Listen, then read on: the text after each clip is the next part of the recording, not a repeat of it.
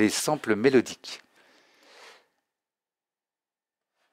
Alors, l'idée, effectivement, dans Instruments, on va en avoir deux. Donc, le Simpler, sur lequel je vais revenir tout de suite.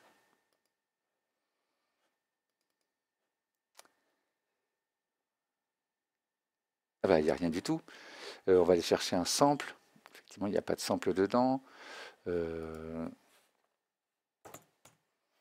Voilà, vous avez récupéré un sample de basse. Tiens, j'aurais dû taper là plutôt.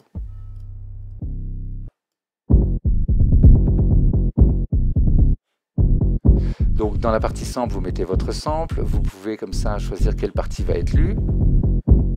Vous avez deux modes qui sont intéressants. Le one shot où les réglages sont plus simples. Là, le son va être long jusqu'au bout. Le son va être lu jusqu'au bout. Alors qu'en classique, vous voyez que là j'ai une enveloppe ADSR qu'on trouve ici complète. Alors je pourrais l'ouvrir. Si je ne l'ouvre pas, j'ai sample et contrôle. Et donc dans contrôle, j'ai l'enveloppe ADSR. Alors attention, si c'est l'enveloppe de pitch qui est sélectionnée, prenez bien l'enveloppe d'amplitude pour voir ce que vous allez faire avec votre enveloppe ADSR.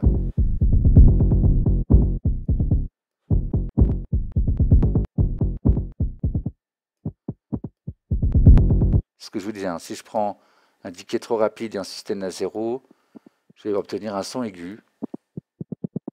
Normal, hein, je n'ai pas le temps, je laisse pas le temps au grave d'arriver. Et donc là, vous avez vu, on entend bien le moment où la note est coupée. Donc je vais mettre un tout petit peu de release.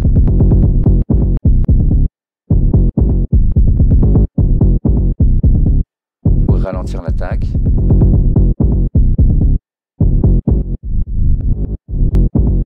D'accord. Donc ici, effectivement, dans Control, c'est tout ce qui concerne l'enveloppe d'amplitude. Vous avez vu qu'on a un transpose, un détune, le glide, vous connaissez ça maintenant. Hein. On peut faire en sorte que quand on joue deux notes, on est en mono. D'accord. Et quand on joue deux notes, effectivement, ça va passer d'une note à l'autre.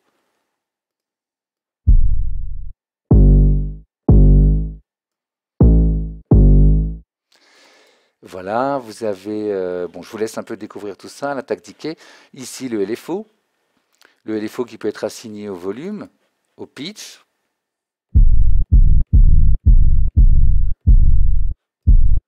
Au filtre. Donc le filtre, ça va être la coupure du filtre.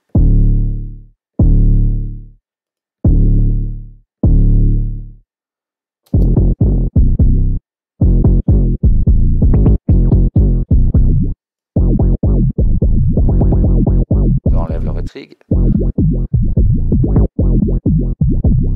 Vous voyez bien que là, le filtre fait sa course, il fait gauche-droite, gauche-droite, gauche-droite à toute vitesse.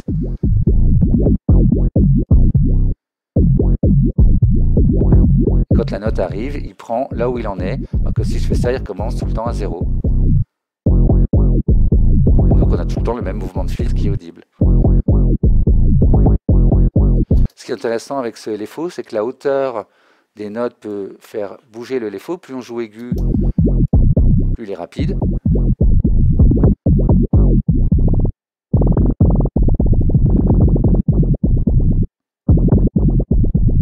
Je ne sais pas si vous l'entendez bien, je ne vais pas aller trop le temps non plus là-dessus. On peut avoir une attaque, c'est-à-dire qu'il ne va pas tout de suite se mettre en route.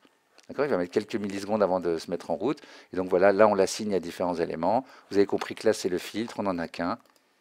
Qu'on active, qu'on désactive. On choisit quel type de filtre on veut. Alors vous avez celui-ci qui est intéressant et qui peut se morpher comme ça pour obtenir des choses un peu plus, voilà, un peu plus exotiques, un peu plus originales que ce qu'on a d'habitude.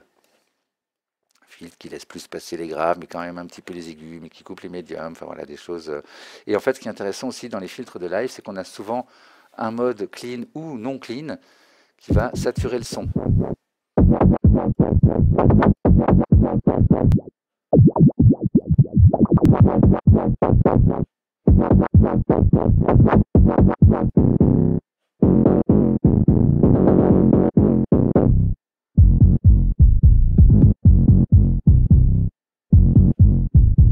Voilà, je ne vais pas vous en dire plus, on ira dans Simpler en détail.